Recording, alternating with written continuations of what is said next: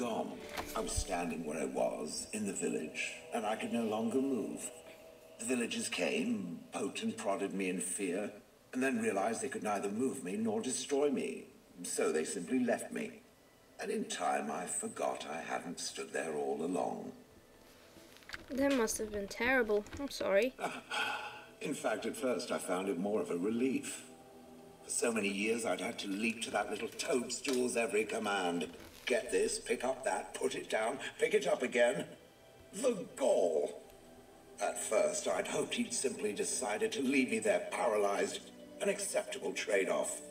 After years passed, I simply stopped caring.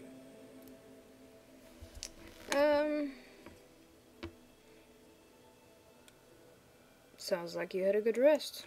I think I was ready to move on. Another few years and the moss would have covered my face. And then where would I have been? Whatever the mage did seemed to render the control rod useless, for which I should be thankful, yes? And provided it doesn't decide to copy his experiments, not that I would allow it, it has nothing to fear from me. Much.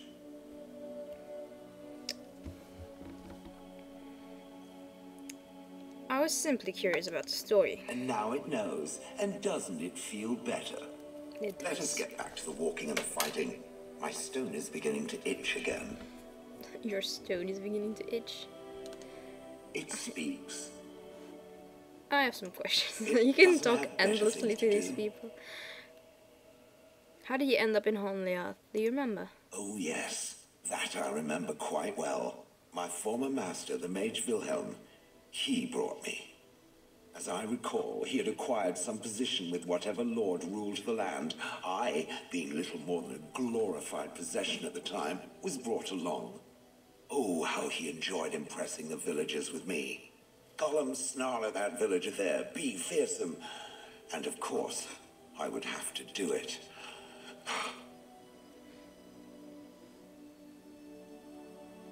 You didn't like this Wilhelm, I take it? He did love using that control rod.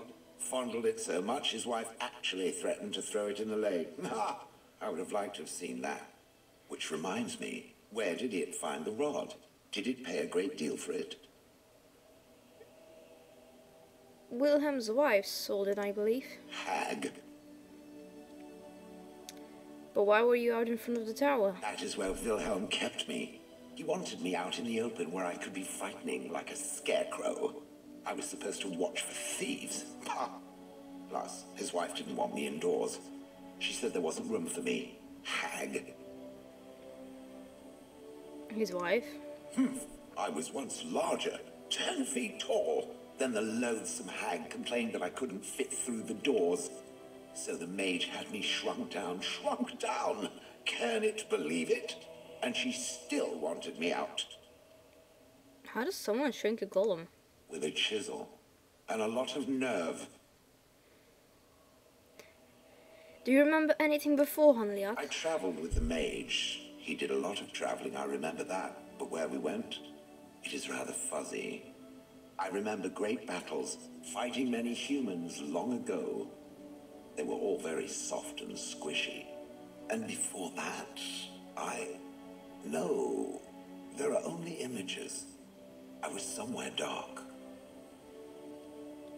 Just how old are you I exactly? have no idea. Wilhelm used to brag that the dwarves stopped making golems centuries ago. I do not age as you soft creatures do. Sadly, my memory is no better. Plus, I get bored and stop paying attention. I would have thought you'd enjoy scaring humans. I'd have happily stomped them all into paste, and then ripped down their little houses and stomped on them, too. In fact, after 30 years of watching them, I'd do it twice. What I didn't like was being ordered to do it. Dangled in front of those frightened morons like some scary thing. Once I was a statue, it took those villagers years before they'd even approach me. The first one to actually work up the nerve to touch me urinated himself. Ugh. Interesting. I'm done asking about that. Good. I was just about done talking about it. It does like to have a good chat now and again, doesn't it? Yeah, it does. Okay, let's just talk to someone else. Ooh. I think we can... Hello. The boy's a bit simple, but he's rather good with enchantments. One of those tranquil fellas actually called him a... what was he now? A savant. I had no idea such a thing existed.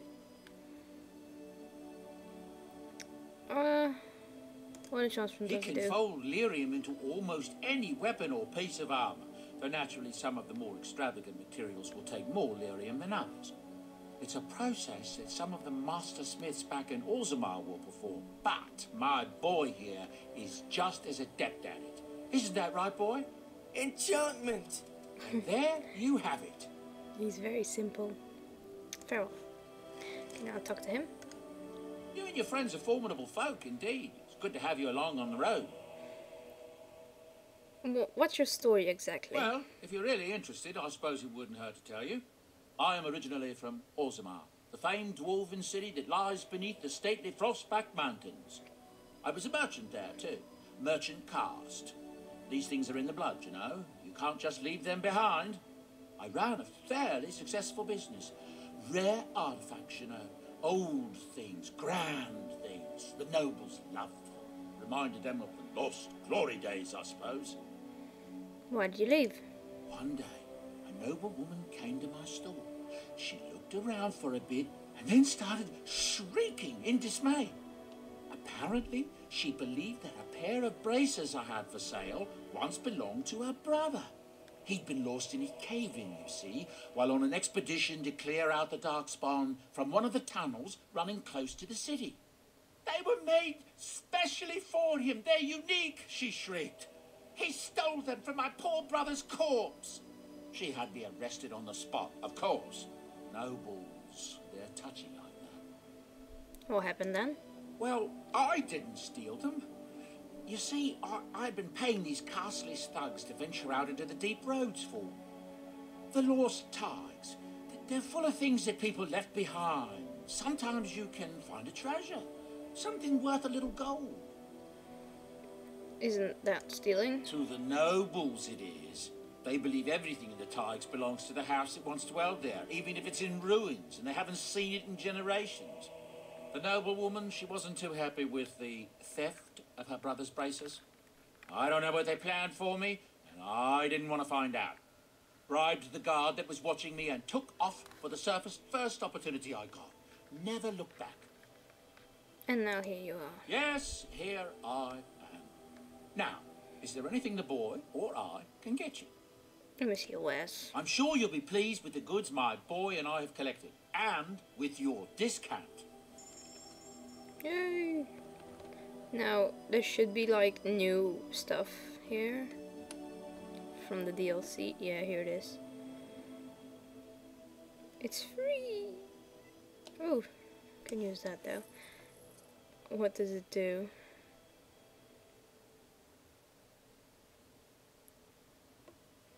Amulet of Memories. Okay, so what I thought, there are... What?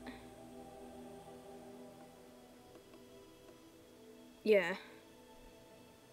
The uncrushable pigeon. I'm gonna buy the backpack and that's for shield, obviously. So yeah, you can have these things. You can give them to them, and apparently they don't cost anything.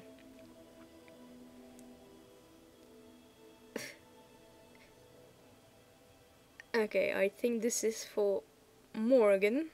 I just want to know how they react. I'm gonna give it to them. So the uncrushable pigeon for Shale. This for Morgan. The other one is for someone we don't have yet.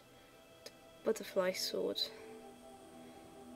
I don't know. The bar's brightly colored soap smells of elf-fruit blossoms. The chant of light unabridged. I guess that's for Liliana. Protective cone, that's for the dog. Complete genealogy of the kings of Ferelden. What? Chapter upon chapter and verse on verse. This dense tome enthusiastically details the countless branches of Ferelden's royal families. The final entry describes King Marek's ascent to the throne. I don't know. Wait, Pet Rock. Someone has painted a pair of eyes and a goofy smile on this rock.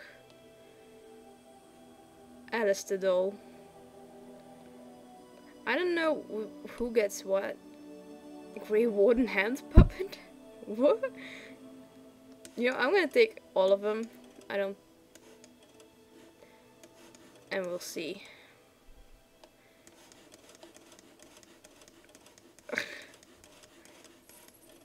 Oh crap.